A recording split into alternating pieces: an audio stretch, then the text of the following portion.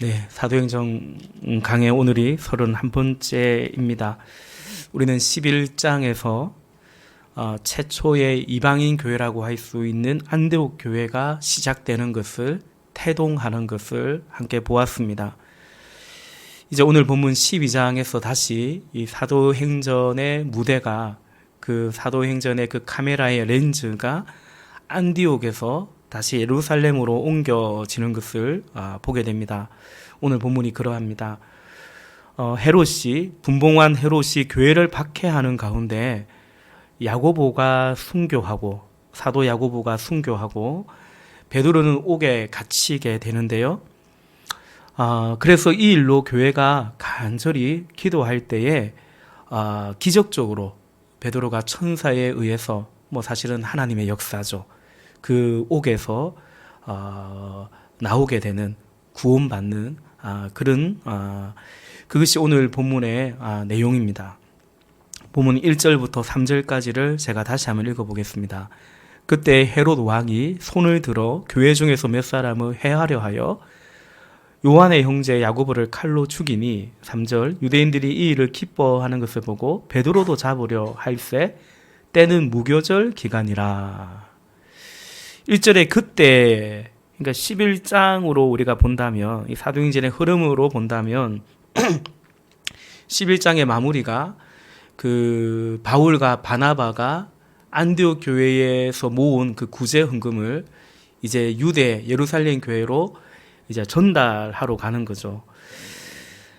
그러니까 그 구제 헌금을 예루살렘 교회에 아직 전달하기 전입니다. 이때는. 그때 헤로드 왕이 교회를 박해합니다. 사도 야고보를, 요한의 형제 야고보를 죽입니다. 여기 이제 이 헤로드 왕은, 이 못된 헤로드 왕은 헤롯 대왕의 손자인 헤롯 아그리파 1세입니다. 헤롯 대왕은 예수님이 이제 이 땅에 오실 때, 태어나실 때에 그 베들레헴 지경에 있는 그 동방 박사에게 자신들이 자기가 속은 줄로 알고 베들레헴 그 지경에 있던 2세 이하의 남자 사내 아이를 모두 죽이라고 명했던 아주 그 잔혹한 그 왕이 바로 헤롯 대왕이고요. 그의 아들 가운데 헤롯 안디바라는 또 헤롯 왕이 있어요. 그 왕은 세례 요한을 죽였던 왕이고요. 그리고 이제 그의 손자인 이 헤롯 아그리파 1세는 이제 다음 주에 보겠지만 이 사람이 하나님의 심판으로 죽습니다. 야고보 사도를 이렇게 죽이고 베드로도 죽이려고 깨했던 바로 그 왕입니다. 예루살렘 교회의 핵심 지도자라고 할 수 있는 야고보 사도가 순교하고요. 이제 사도 중에서는 첫 번째 순교자입니다. 그리고 이제 또 동일하게 그 예루살렘 교회의 핵심 리더라고 할 수 있는 베드로 사도는 이제 옥에 갇히고 말았습니다. 헤롯은 이 베드로 역시도 6월절 명절이 지나면 죽이려고 했던 것입니다. 여러분, 이것은 분명 위기죠. 예루살렘 교회의 아주 큰 위기가 아닐 수 없습니다. 여러분, 왜 이런 위기가 예루살렘 교회에 닥치게 되었을까요? 예루살렘 교회가 무엇인가 잘못해서 그런 것이 아닙니다. 더욱이 야고보 사도가 특별히 무슨 잘못이 있어서 혹은 죄가 있어서 이렇게 죽임을 당한 것이 아닙니다. 왜 이런 일이 일어날까요? 교회라서 그렇습니다. 성도라서 그런 것입니다. 여러분, 이 헤롯 왕으로부터 박해를 받는 이유는 교회이기 때문에 그렇습니다.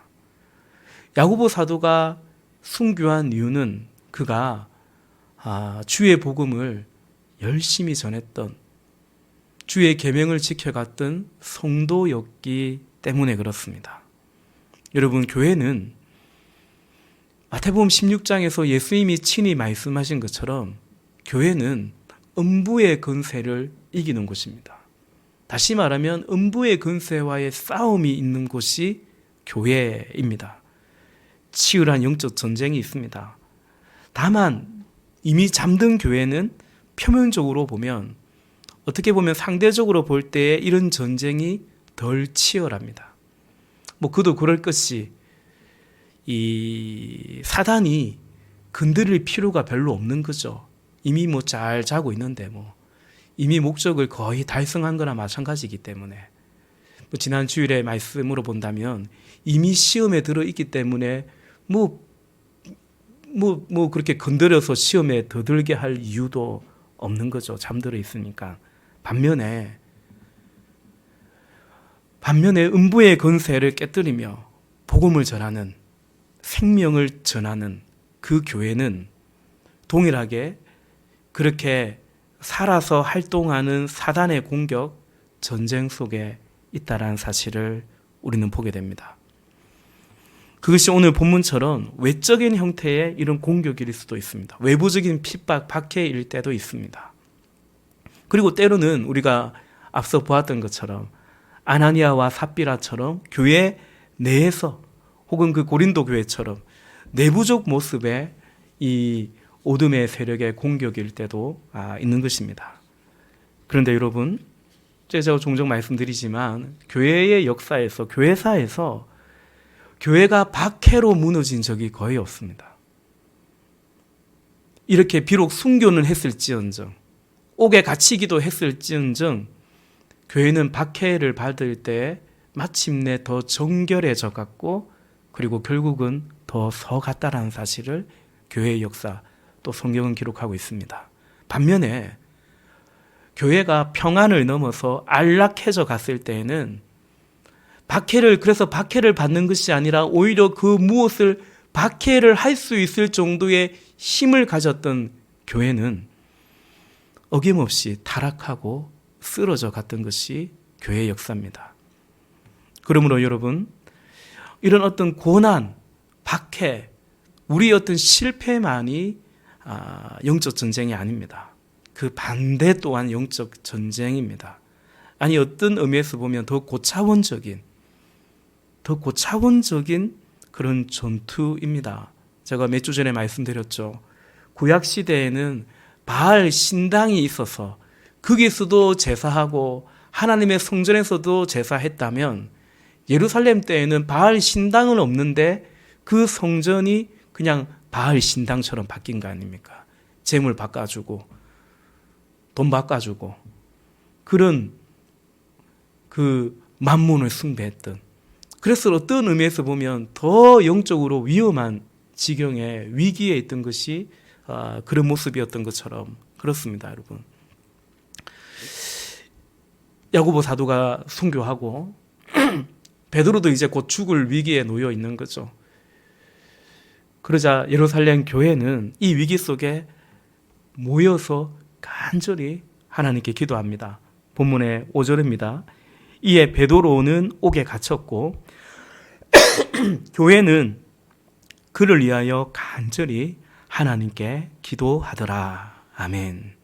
그러자 기적적인 역사가, 기도 응답의 역사가 나타납니다.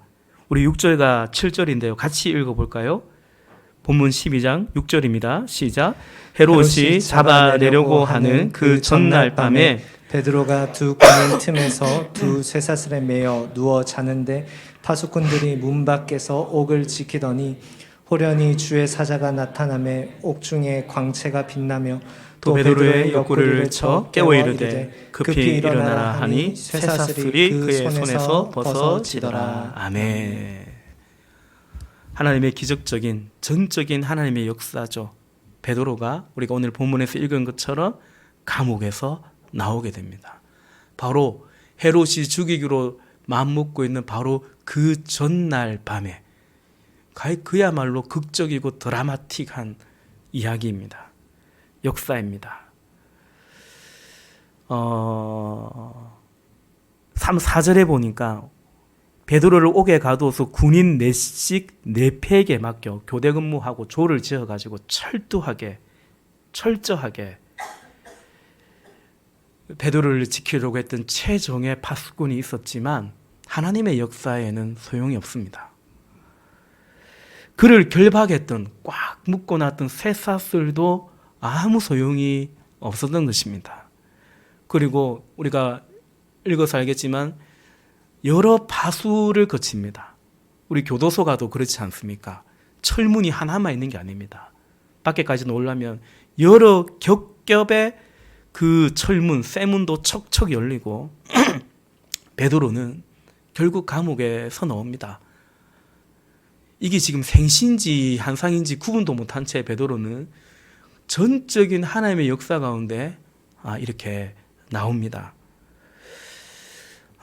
베드로가 이것을 깨닫고 자신이 하나님의 역사로 이렇게 풀려났다는 것을 깨닫고 어디로 가냐면 성도들이 모여서 그렇게 기도하던 우리가 흔히 말하는 마가의 다락방이라고 알려진 그곳으로 가죠. 우리 10절부터 12절까지도 같이 읽어보겠습니다. 시작. 이에 첫째와 둘째 파수를 지나 시내로 통한 쇠문에 이르니 문이 저절로 열리는지라. 나와서 한 거리를 지나매 천사가 곧 떠나더라.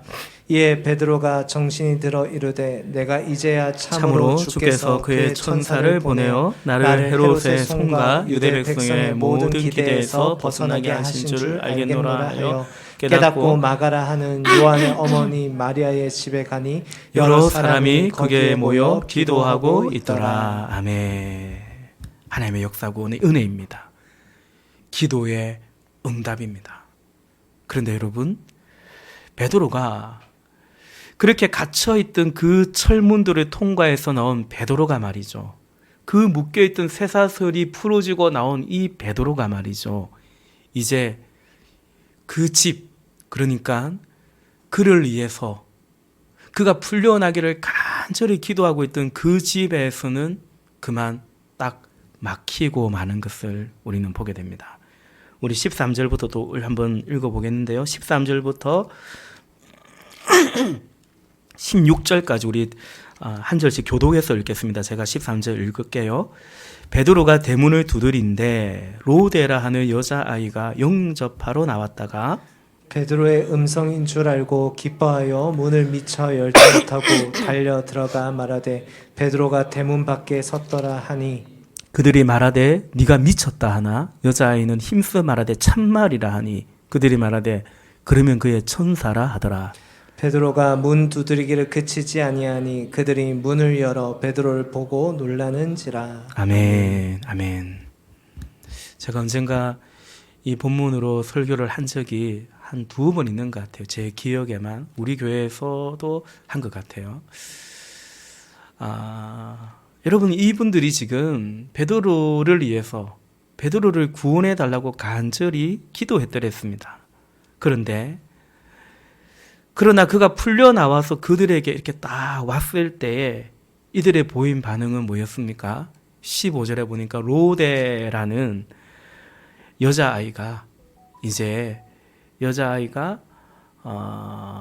음성을 들어보니까 베드로인 거예요. 근데 이 여자아이가 숨어 있거든요, 이슬이 지금. 그러니까 자기가 함부로 문을 열어줄 수 없지 않습니까? 그래서 이제 물어본 것입니다. 베드로가 온 것 같다고. 그러니까 뭐라고 말합니까? 네가 미쳤다 그럽니다. 아니다고 진짜라고 얘기하니까 그러면 그의 천사겠지. 유대인들의 개념 안에 수호 천사 개념이 있거든요. 베드로를 지켜주는 베드로는 아닌 거죠. 그의 천사일 거다. 그렇게 생각합니다. 대답합니다. 그래서 베드로가 어쩔 수 없이 문을 막 두드리니까 진짜 그래. 그러면서 문을 열었는데 베드로를 보고 이들이 깜짝 놀랐다는 것이죠. 여러분, 이 사람들은 베드로가 풀려나기를 간절히 기도했는데 그런데 절대로 베드로가 그럴 수는 없다고, 베드로가 풀려날 리가 없다라는 믿음을 가지고 베드로가 풀려나기를 기도한 것만 같습니다.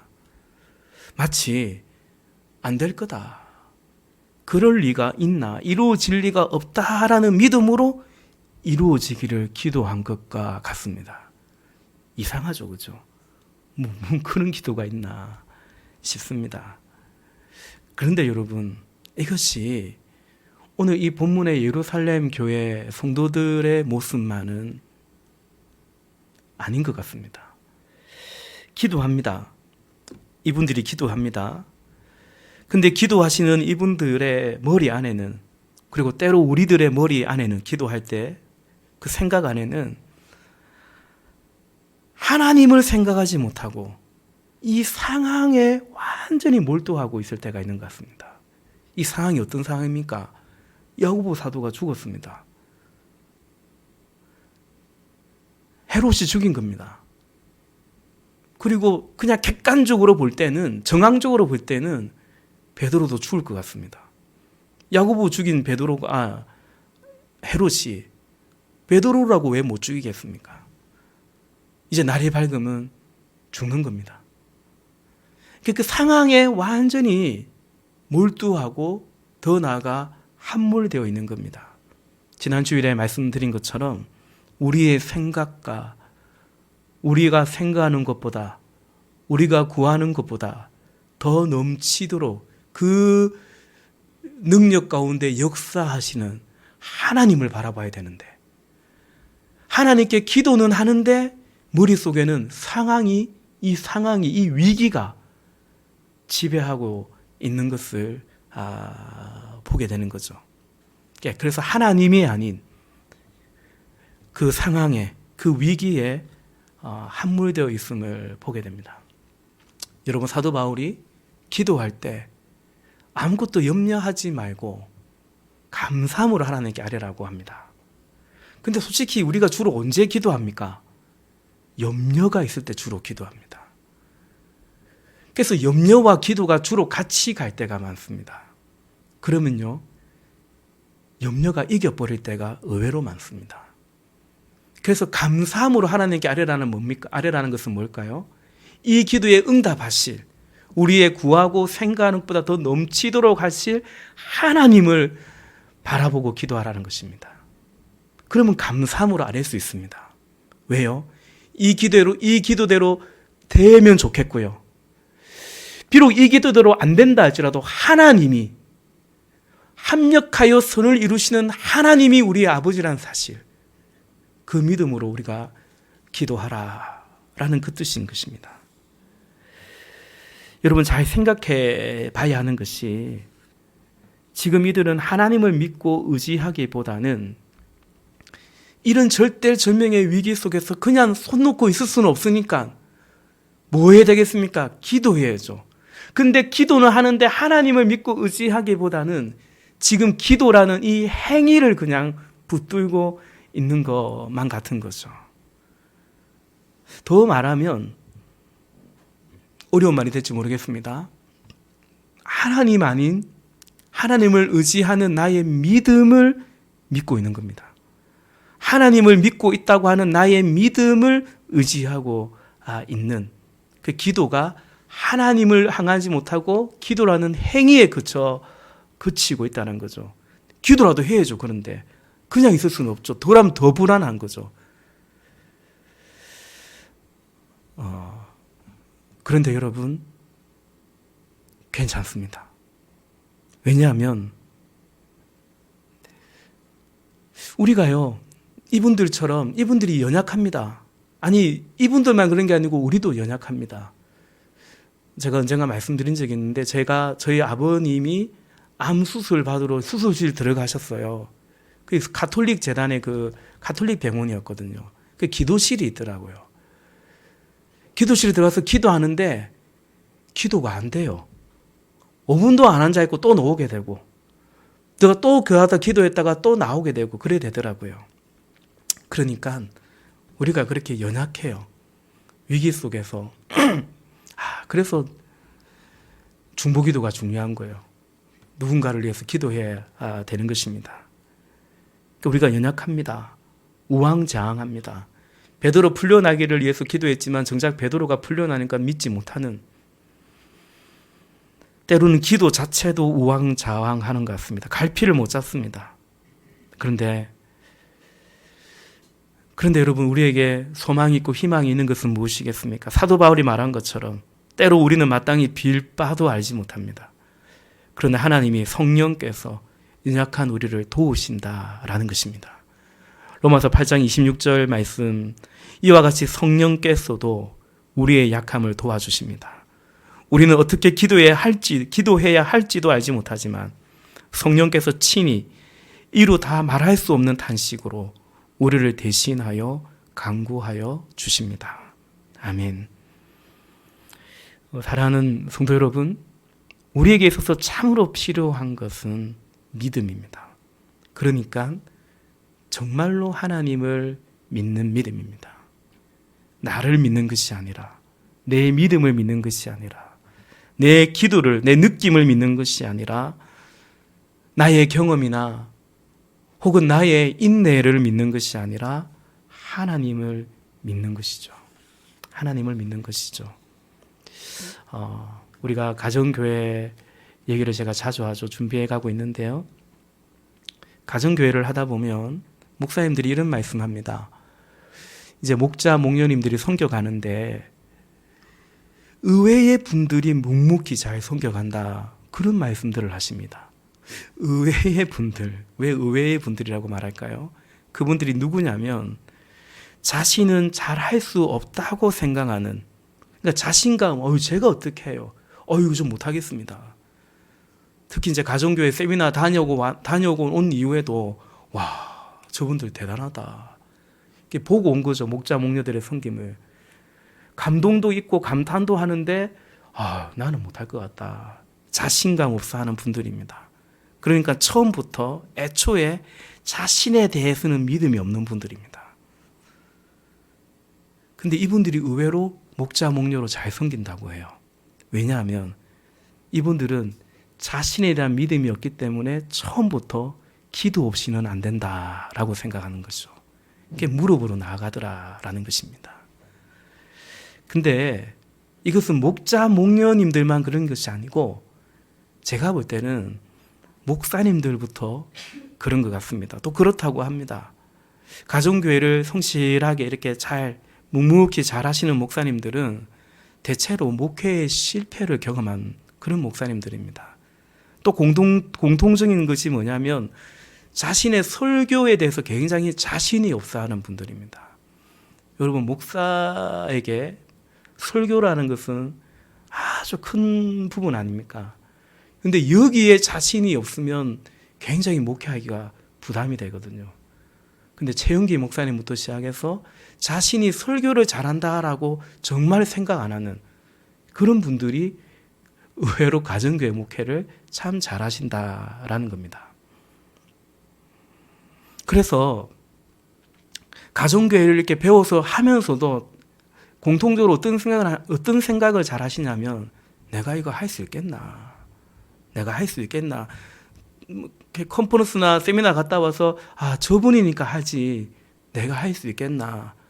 의외로 이런 분들, 그런데 그런 분들이 의지할 게 못 되는 자신을 의지하지 않고 자신의 재주나 능력을 의지하지 않고 하나님 의지하면서 뚜벅뚜벅 성실하게 가정교회를 잘 이렇게 세워가더라라는 것입니다. 여러분, 그런데 그게 맞지 않습니까? 가령 목회를 잘하고 설교를 잘하는 목사라고 한들 자기 자신이 의지할 게 되나요? 의지할 게 될 수 없죠. 그런다면 그냥 그건 오로지 착각일 뿐이 아니겠습니까? 착각일 뿐이죠. 그러므로 여러분, 우리가 하나님 믿고 나아갈 때 이런 착각에서 벗어나는 것이 아주 중요합니다. 그래야 진짜 믿음 생활을, 진짜 기도 생활을 할 수 있다라는 거죠. 진짜 하나님 믿고 진짜 하나님께 기도할 수 있다라는 거죠. 저와 여러분이, 오늘 예배하는 저와 여러분이 그런 믿음이기를, 그러니까 의지할 게 못 되는 나를 의지하지 말고 믿을 게 못 되는 내 믿음을 믿지 말고 진짜로 하나님을 믿고 하나님께 기도할 수 있기를 주님의 이름으로 축원합니다. 조금 더 나아가 보면요, 여러분, 그런 점에서 우리에게 정말로 필요한 경험 혹은 고백이 있다면 되더라, 하니까 되더라. 열심히 하니까 되더라. 또 기도하니까 되더라. 이게 아니라 하나님이 응답하시더라. 하나님은 살아계시더라. 이런 체험, 이런 고백, 이런 감사, 이런 간증이 우리에게 넘치기를 바라는 거죠. 여러분, 세월이 지나면 지날수록 의외로 적지 않은 분들이 부정적인 믿음이 되는 것을 보게 됩니다. 신앙생활 오래 했는데 말이죠. 그러니까 안 된다라는 믿음이 되어버리는 겁니다. 그러니까 기도하지만 말씀드리는 것처럼 주로 염려하고 살아갑니다. 하나님 믿는데 주로 염려하고 살아간다라는 거죠. 또한 하나님의 치유, 하나님의 역사 안에서의 변화가 아니라 지난날의 어떤 실패 혹은 상처의 그 지배 속에서 그냥 살아가는 것을, 사람이 변하는 게 쉽나 이런 생각 속에 맞아요. 살아가는 것을 보게 됩니다. 여러분 오늘 본문의 이분들을 믿음 없는 분들, 믿음 없는 것들, 아니 기도해놓고 베드로가 오니까 베드로 문을 안 열어주는 사람들, 그러니까 한심하다고 우리가 그렇게 바라보지 마십시다. 우리 다 연약합니다. 그죠? 그러나 우리가 이 말씀 가운데 함께 소망하고 싶습니다. 그리고 함께 기도하기를 원하는 것은 정말로 여러분, 내가 기도하니까 되더라, 나한테 포인트가 있는 것이 아니고 하나님이 응답하시더라, 하나님은 살아 계시더라. 아멘. 아멘. 이런 체험, 이런 고백과 감사와 간증이 풍성한 그는 우리의 믿음이 되고, 그것이 누군가의 고백이 아닌 간증이 아닌 바로 나의 간증이 되고 우리 가정의 간증이 되고, 그래서 우리 목장 안에, 우리 교회 안에 이런 간증이 넘쳐서 정말로 살 소망을 잃어버린 영혼들을 구원하고 살려내는 그는 우리 모두가 될 수 있기를 주님의 이름으로 부탁을 드립니다. 한 가지만 더 본문 속에 좀 나누고 싶은 것은요, 하나님의 사랑을 전하고자 합니다. 말씀드린 것처럼 제가 이 본문으로 설교도 하고 간증도 한 적이 있습니다. 저는 청년 시절에 이 사도행전 12장의 이 본문을 보면서 하루는 굉장한 심각한 질문을, 묵상이니까요, 질문을 한 적이 있습니다. 그게 뭐냐면, 내가 베드로가 아니고 이 야고보라면 어떡하지? 라는 생각이었습니다. 주로 이 본문을 볼 때 야고보는 싹 지나가 버립니다. 본문 자체도 긴 이야기는 어떤 이야기입니까? 베드로 이야기입니다. 해피엔딩입니다. 죽을 위기에서 하나님의 역사로 이렇게 살아난, 구원받은 이야기입니다. 그렇게만 언제나 이 사도행전 12장을 알고 있고 그랬는데, 큐티를 하다 보니까 한 절 한 절 이렇게 꼼꼼하게 읽는 게 묵상이잖아요. 2절 말씀에 그죠? 요한의 형제 야고보를 칼로 죽이니, 이게 눈에 들어왔습니다. 이 야고보가 내가 아는 그 야고보 맞나? 그러니까 요한의 형제 야고보, 예수님과 언제나 12제자 중에서도 예수님이 특별히 사랑했고, 그래서 늘 그 3인방이 있지 않습니까? 야고보와 요한과 베드로, 변화산 그 체험도 같이 했고, 겟세마네 동산에 기도할 때도 따로 이 세 사람을 데리고 예수님이 가셨지 않습니까? 그 야고보 맞나? 맞더라고요. 근데 그 야고보가 이래 죽어도 되나? 베드로처럼 풀려나야지, 베드로처럼 하나님께서 건져주셔야지, 그냥 야고보는 이래 죽어버리면 이건 어떻게 되는 건가? 그런데 내가 베드로가 아니고 이 야고보라면, 내 삶이 그렇다면, 야, 이거 뭐지? 이런 생각을 해봤더랬습니다. 그걸 계속 제가 고민하고 그런 건 아니고, 그러던 중에 꽤 오랜 시간, 제법 많은 수년의 시간이 지난 이후에 제가 이제 신학교를 갔어요. 신학교를 가서 제가 학교 다닐 때 신약 개론을 가르친 교수님이 있는데 그분이 기말고사 시험이 뭐냐면 로마서 8장을 1절부터 끝까지 적어야 되는 거예요. 암송해서 적어야 되는 거예요. 뭐 저 때만 그런 게 아니고 계속 그분은 그렇게 해오셨습니다. 로마서 8장 전체를. 우리 전사님 때도 그렇게 했나 모르겠네. 그래 했답니다. 고개를 까딱까딱 하네요. 지금은 그분은 은퇴하셨습니다. 그분이 헬라어를 가르쳐 주셨는데요. 헬라어를 가르치면서 잊을만 하면 하는 말씀이 있었습니다. 헬라어 가르치는 교수가 돼가지고는 교수님인데 헬라어 잘한다고 목회 잘하는 건 아닙니다. 그러니까 목회의 본질이 뭔지를 우리에게 늘 깨우쳐 주려고 애쓰셨던 교수님이었습니다. 그 로마서 8장 전체를 암송하다가 저는 이 사도행전 12장의 그 질문에 답을 얻었습니다. 로마서 8장 35절에 보면 누가 우리를 그리스도의 사랑에서 끊으리요? 환난이나 공고나 박해나 기근이나 적신이나 위험이나 칼이랴. 그러니까 헤롯의 칼에 야고보가 죽었는데요.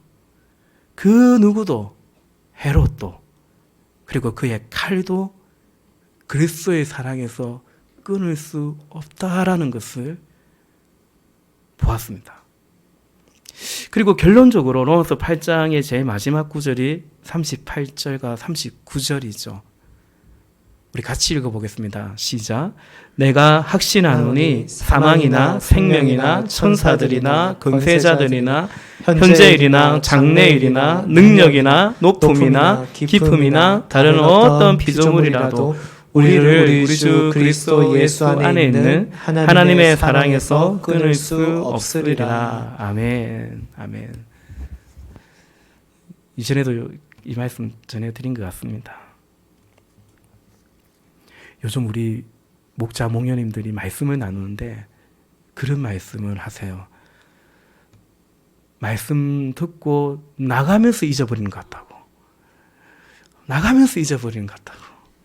그래서 여러분이 그렇게 잊어주시기 때문에 한 설교를 또 할 수 있는 겁니다. 이렇게. 하나님의 놀라운 섭리 같습니다. 그래서 여러분이 처음 듣는다라는 생각으로 제가 다시 한번 말씀을 전하는데요. 야고보가 죽었지만 제가 목자 목님들 흉보는 게 아닙니다. 그런 뜻은 아닙니다. 우리 그런 뜻으로 나누지도 않았습니다. 야고보가 죽었지만 그리고 베드로는 극적으로 살았지만 말이죠.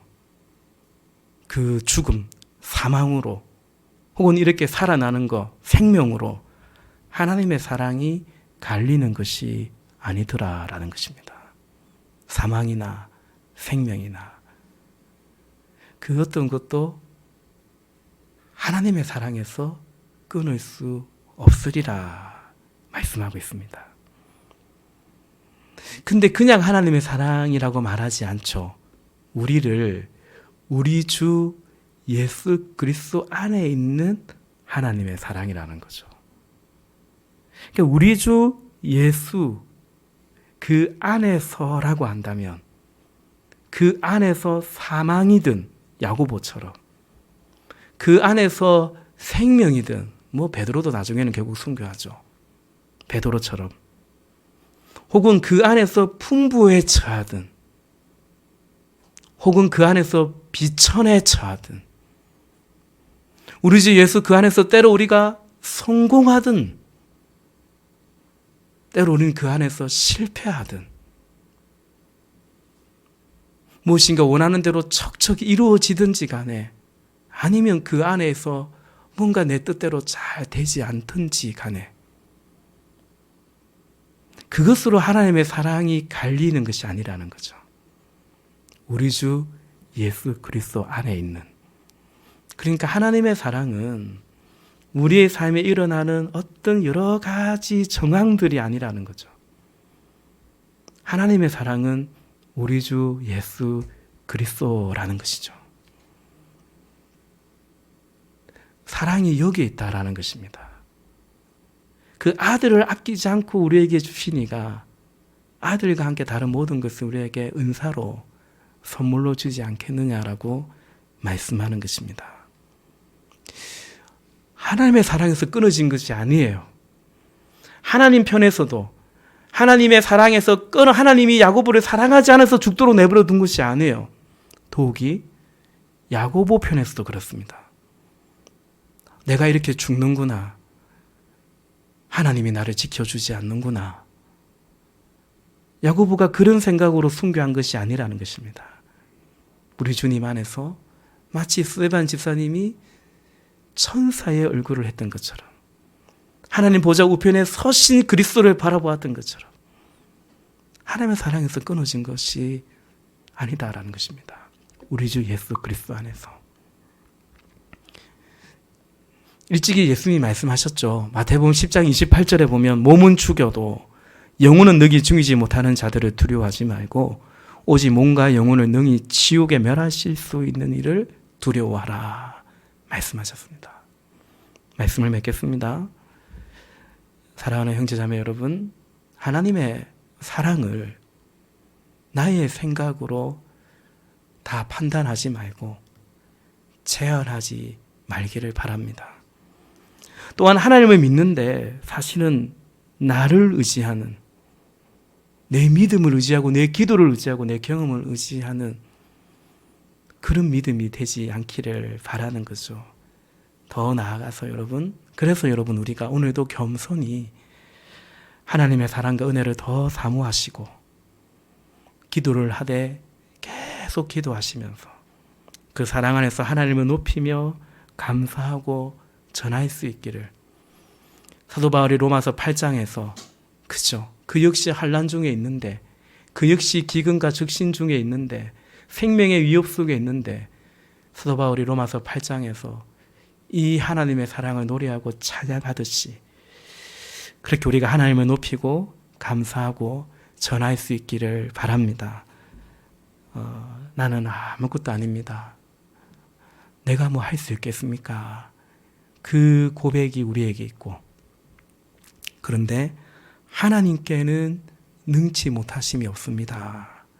그 고백이 또한 우리에게 있어서 결국은 하나님은 나의 전부가 되십니다. 그렇게 믿고 고백하고 그 믿음으로 승리해 가시는 우리 모두가 되시기를 주의 이름으로 축원합니다. 기도하십시다.